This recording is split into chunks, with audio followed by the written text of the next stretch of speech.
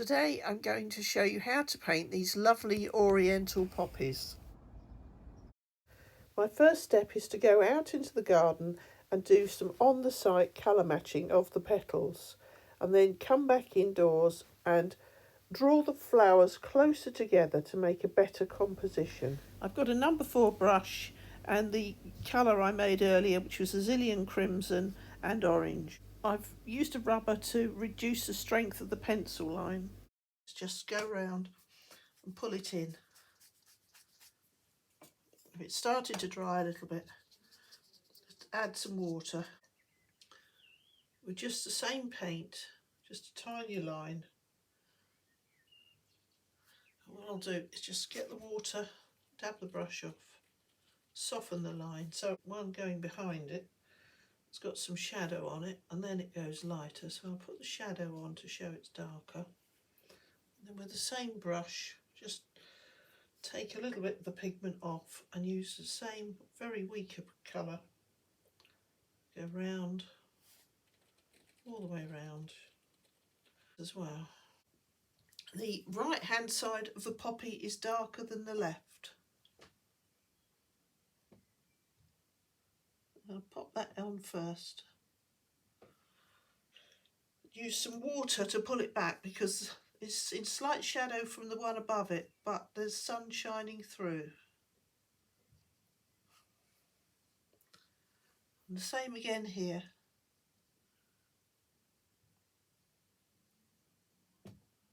Go around the delicate edge of the petal, then pull the pigment back. Add more water if you need to. Can do is just drop a little bit of pigment in at the top and it'll find its own way down. I am working horizontally, it's on a flat table, but you can still encourage paint to drip in certain directions or run. Going round again. These are almost like folds, they're so delicate. Going down with the direction of the lines in the petal. Stopping at the next petal. Don't want to go too far, I want to show a difference between them. It's very light behind this other petal, so I'm going in very gently. More watery paint.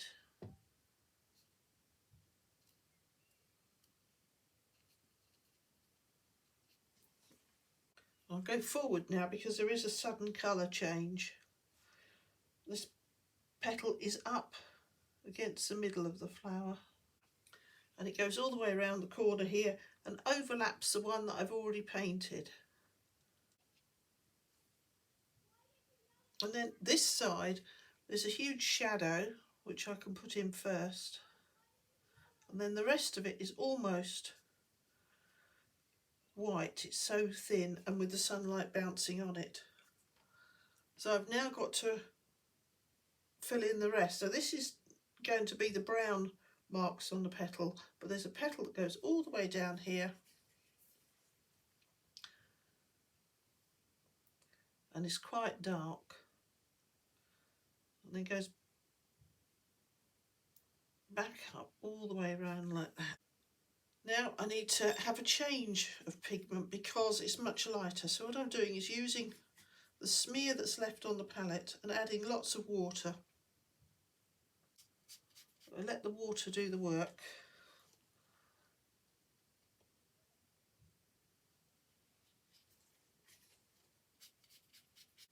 And then the very outer petal's got, I don't know whether it's a watermark or just a light, but it looks a little bit yellow in the middle, so I'm going to get some yellow ochre, put it further up the palette, and then just pop it on first and then other things smear into it. So wash the brush off, go back to the first puddle of very watery paint. There's some dark undertones where the petal's curling a little bit, which I will go back and do. But first of all is to establish the shape of the flower. It's next to this one, but it's quite different at the moment. We've just got to work them all up to be in harmony. almost running out of paint here, but I think I'll try and make it. So I don't want to introduce another colour at this stage. I'm now going to return to this one, mixing again Zillion Crimson and Orange. Stir them all up. Puddle it down. The far right hand petal's in shade, so it's not so vibrant, but this one here is a little bit bolder. So I'll put a second coat on that to start with.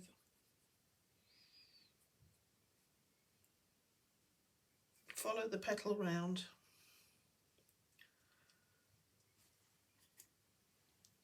It's got a few highlights and I've got to leave room for the brown markings, but I'm trying to keep the brush strokes going in the way the petals formed. And again here there's some interesting creases and curls, so I will follow those down.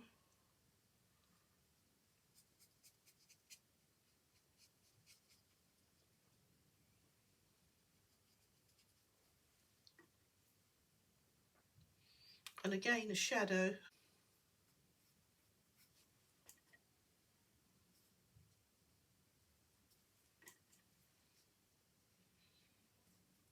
All still with the number 4 brush. Now going back to the one on the edge that's slightly in shadow. Now, because it's slightly in shadow, the bottom of the petal, where it meets the stem, is darker than the outside edge. So I'm going to put that in. And there's almost a hint of purple where it meets the foliage, but I think it's because it's in shade. So I'm using Cobalt Violet, which is a very transparent pigment. Some of them are more opaque than others. There's a little bit round here that's a different colour, so I'll try the Cobalt Violet again. Mixing sap green and yellow ochre for the unopened seed pod. Very gently add some water because I don't want it to be too bold.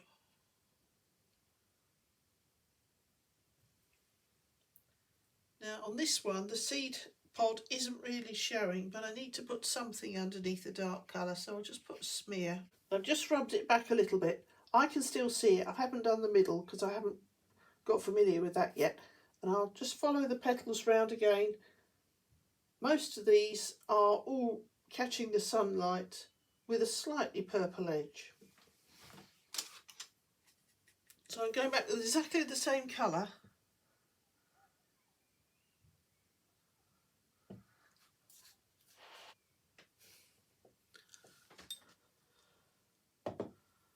Just using water to bring it forward.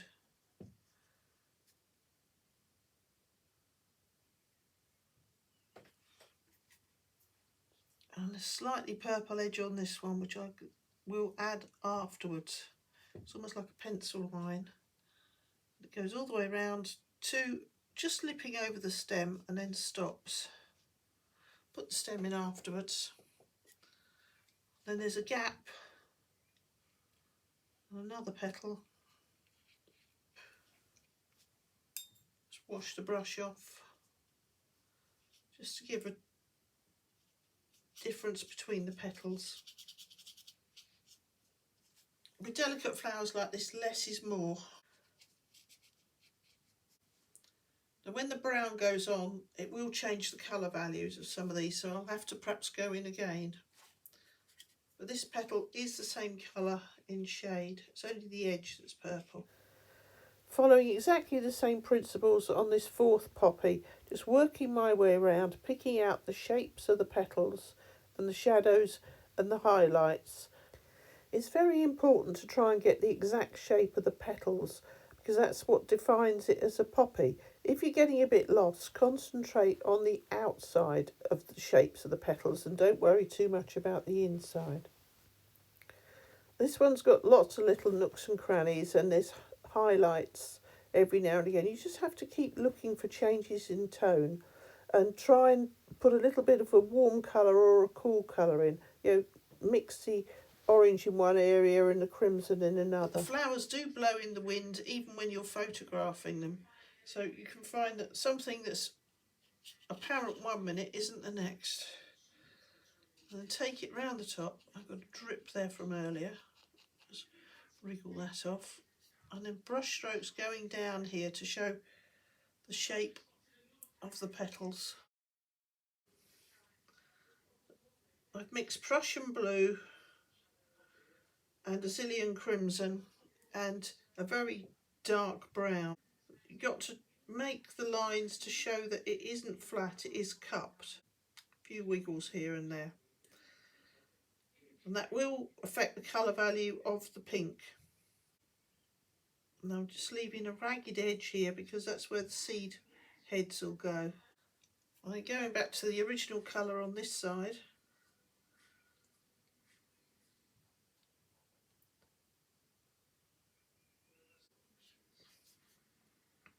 Very difficult when sunlight is reflecting on petals, that they will have light parts and dark parts and they won't all be the same all the way round, but you've got to make it look in harmony.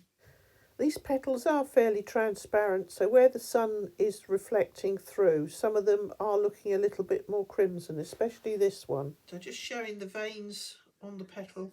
So I'll put the light brown lines in first to claim space, and then move in with the original dark colour. Beautiful flowers, but they only last a few days if you get a lot of rain. This one is much shadier, so I'll leave that for a minute and do the sunny one, which has got more crimson showing. So I'll go back in the crimson, a little bit more water, just a tiny bit. I'm leaving a staggered edge to the right towards the centre of the flower because I will put the pollen and stamen in with purple paint shortly. I'm continuing with various shades of paint and adding the odd highlight because it's important that it looks cupped, not flat. And then there's one here that was very, very dark. So I'll now move on to the top poppy, which is further away so the colour isn't so dominant. I'm just looking at the colours and it's in a different position and it's catching the light differently. So I need to just be going very gently, and I'm also going to pull the paper forward. Always make sure you're comfortable when you're drawing or painting. And then the little ragged edge.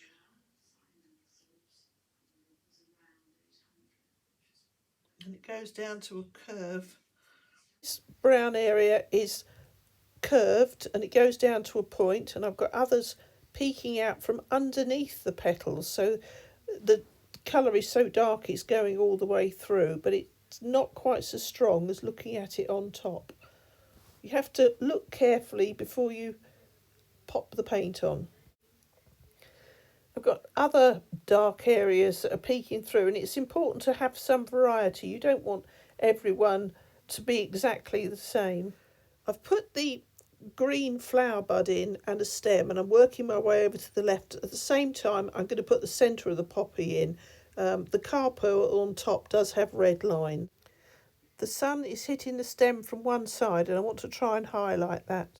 I'm going to draw gently round the outside of the flower bud and just leave a gap where it's starting to open. We're going along the stem with more yellow on the brush one side against the green I've already put there. The flower buds or fruits are segmented and they've got little hairs on, which I will put on later. The gap that's visible in the fruit or flower bud has got 3 different colours. I'm using Naples yellow and Payne's grey with a mixture in the middle. I'm now going to do upward brush strokes to indicate both sides of the gap. I'm continuing the same method with the remaining flower buds, showing the split in the middle and keeping the colours the same because I want some harmony. I'm continuing with Naples yellow now, which will push the green back and give an indication of the sunlight landing on the plant. I've rubbed back the pencil marks in the middle, and I'm now putting in the middle of the flower in sap green before I add extra markings. I'm going to paint the middle of the next poppy now, which is the carpal lines, the pistil and the stamens. If you're worried about a complicated middle, rub half of it out, leave the other half there and do it in 2 halves. You've still got a reference then. Some of these middles are very complicated and I don't want the white paper showing through. So what I'm going to do is put on a very thin wash of the dark colour just to cover the paper, and then I'll put the individual parts of the flower on top. I'm going to let that dry because I want an exact edge, and then I'm going to use a number 2 rigger and paint the stamen on the flower. I can do this one because that's dry. And I'm going to paint the centre of the seed head now. I'm putting a tiny red circle on with Azilian crimson, and then all the lines radiate out from it. I'm now adding the lines which radiate out from the centre and actually curve around the top of the seed pod. So you need to indicate the curve that's visible at the front. And then it's very, very dark in the middle, so I'm going to use Payne's Grey and go right up to the green with it. This poppy looks as though it's going over a little bit. It's not such a vibrant colour as the one to its left. I'm measuring off the centre of the flower against the size of the seed head and marking the space. They're all individual, so I'm just going round carefully, marking them as I go. Try and keep all the angles the same so that it does look an impressive centre. Then to paint the stamen on top, I'm using the brush sideways and just making little marks. Changing the angle of the brush to go round the circle in the same manner. I don't want the white paper to show through, so I'm adding black lines with darker paint in between the ones I've just done. The next poppy is quite different. It's a much younger flower and the centre is more purple and standing upright. To show that, I'm going to start with drawing a semicircle with the brush. All my brush strokes are going up towards the top of the page. There's none at the front because of the angle I'm looking from. So back to the red, and I'll draw in with the paint the middle of the flower. So I put the circle in the middle, and I'll now add the lines that all go out from the centre towards the edge. And these are purple, so I'm going to use French ultramarine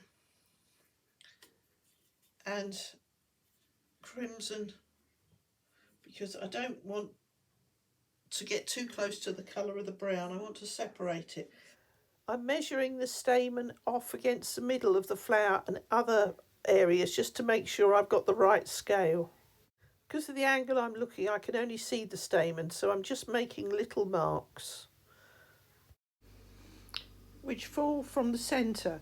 I'm only putting the paint on one side because the other side's still got the pencil marks on at the moment. I'm just continuing in the same pattern, just working my way round in a semicircle. It's important not to get carried away and do the brush strokes too long. To show their stamen, need to have them all a very similar size. I will put some black marks in between them later on when I finish, but at the moment I just want to establish the pattern. Just using a putty rubber to rub the other half of the flower off. Did leave it as an exercise in not getting lost in a drawing earlier. I'm now copying the other side that I've already painted. It will be slightly different because I'm looking at it from a different angle, but basically it's all the same and I want it to flow as a centrepiece, so I want some symmetry. So having completed the centre, I'm now adjusting the petals to go right up so that there's no gap of white paper showing. And finalising any adjustments, putting a few darker shades in because it is 3-dimensional and so there is some variation in colour. I'm just putting a second coat or highlighting certain items just with colours I've used before, which was orange, Azilian crimson, and looking for highlights and differences in the petals. So start with the obvious and work round. So I'm going down here and there's a lovely change of colour, bit of shadow. Where it goes lighter, I'm just making exactly the same colour but more watery.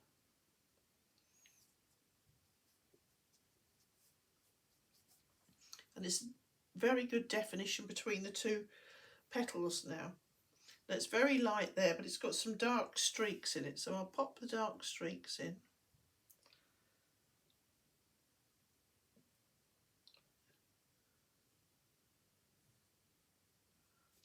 And then use the water, dab off the brush a little, and just lead the edge out so it's not so stark, it's softer. I've gone around the flowers and added another layer in places to emphasise the shape and form and the difference in the tones. This helps with the image looking more cupped. You don't want them all to look flat on a piece of paper. You want to get some depth into it. Some orange can highlight the purple in the middle, and crimson can highlight other areas. You've just got to look round and find the most noticeable bits and paint them in first. Others are quite abstract and you just have to work out what you want to put in and what you leave out. And finally I've gone round the little unopened buds and put little spikes on the outside and a few shadows. Depending on the angle you're looking at the flower head, you will see different things. So I've emphasised some petals with lines and others with a complete change of tone. And the flowers in the back of the picture don't need quite as much detail as the ones in the front. I hope this encourages you to go out and paint some flowers in your garden, and thank you for watching.